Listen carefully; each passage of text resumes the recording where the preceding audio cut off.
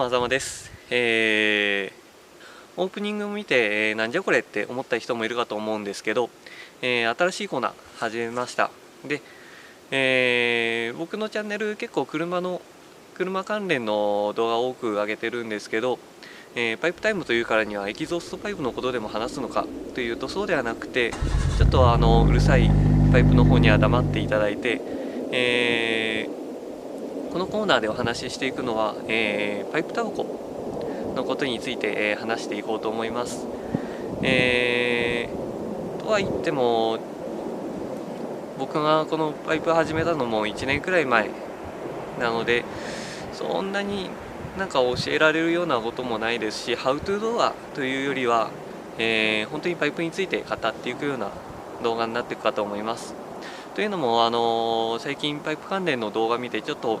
いろいろ思うこともあったので、そんなことを盛り込みつつ、お役に立てる情報も入れつつみたいな感じでやっていこうと思います。なのでもしパイプに興味のある方いらっしゃいましたら、チャンネル登録していただけるとありがたいです。それからですね、車関連のことも、引き続きやっていきますので、そちらの方も、動画楽しみにしている方いらっしゃいましたら、このまま引き続きチャンネル登録したままお楽しみください。そんな感じでちょっとどんな感じの動画ができていくかわかんないですし、今タイトルもパイプタイムになってはいるんですけど、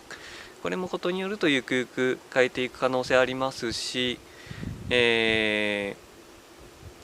もしかしたら三日坊主で終わっちゃうかもわかんないですし、そうでなくてなんか動画結構出てくるようになったらことによるとチャンネル変える可能性もありますので、ちょっとまだまだ、企画も全然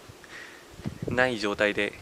やっていく手探りな感じなので、最初はお見苦しいところもあるかと思うんですけど、ちょっと